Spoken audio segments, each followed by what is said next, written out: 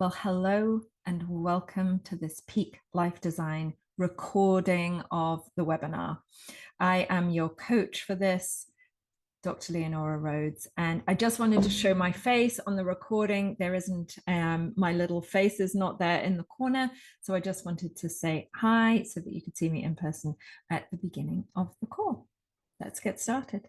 So welcome everyone. I am so delighted that you are here. I am your coach for today, Leonora Rhodes, and I love doing this stuff. So I'm really, really thrilled that you are all here joining me today. So today, the title of the webinar is 3 things that are preventing you from living the life you truly desire and how to fix them now. I would recommend that you have paper and pen. I am going to be getting you to do some exercises during this call. I don't want to be just kind of talking at you. Whenever I like to speak, I get you to do some of the work and to do some thinking and to think about how, you know, what I'm going to be telling you about today, how it's relevant to you in your life. So grab paper and pen. Here's one of my favorite quotes. This quote always gives me goosebumps. Life is a song, sing it. Life is a game, play it. Life is a challenge, meet it. Life is a dream, realize it. Life is a sacrifice, offer it. Life is love, enjoy it. And this is a quote from Sai Baba. Do you ever think, why am I not completely enjoying my life? Or sometimes I have people who come to me and they say, am I stuck living this life forever? Or do you ever feel that the years roll by so fast, and do you wonder, why do other people seem to achieve their dreams? Why not me? So if you even vaguely answered yes to any of these questions, you are in the right place today. So this webinar is for you if you're no longer willing to settle for an ordinary, boring, or mediocre life. If you know there is more you could be doing, more you could be feeling, more you could be experiencing, more you could be contributing. It's also for you if you know that life is short and precious.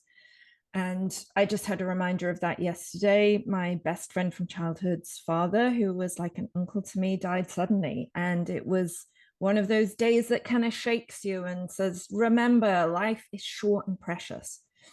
And so this webinar is for you if you know that in your heart and you are determined to make the best of yours.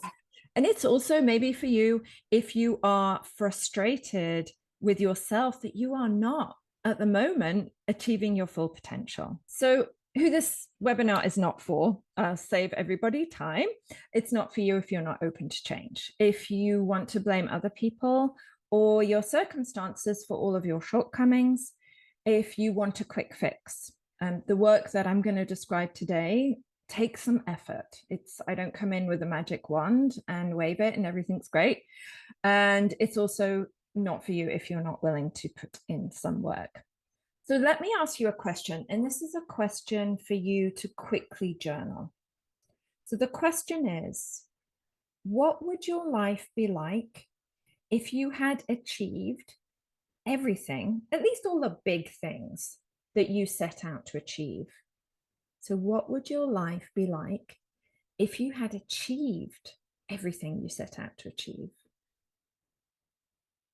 I'm just going to give you 30 seconds or so to write down the answer to that.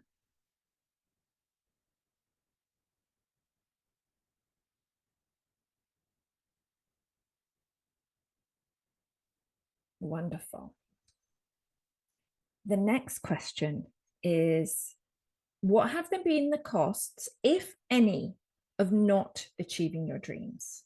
So has it cost you anything up until today to not have achieved your dreams?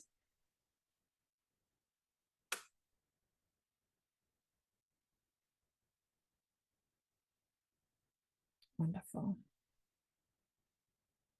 And the last question for now is, are you willing to pay this price for the rest of your life? And a quick yes or no answer for that, but be really honest with yourself. Wonderful.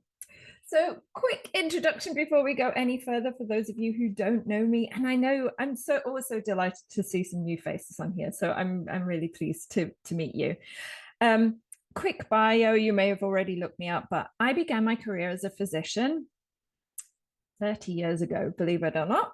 And I've also worked as a neurotherapist, as a coach and trainer. I'm an author, written a few books. I'm also a medical writer and editor, course creator. I've written several of my own courses, and I also wrote 4 courses for Harvard Health, which was super cool. And I'm a health advocate. And my kind of role of health advocacy began when I was 12 years old, when I realized that there were health inequalities in the world and that not everybody had access to healthcare and not everybody had access to really quality health information.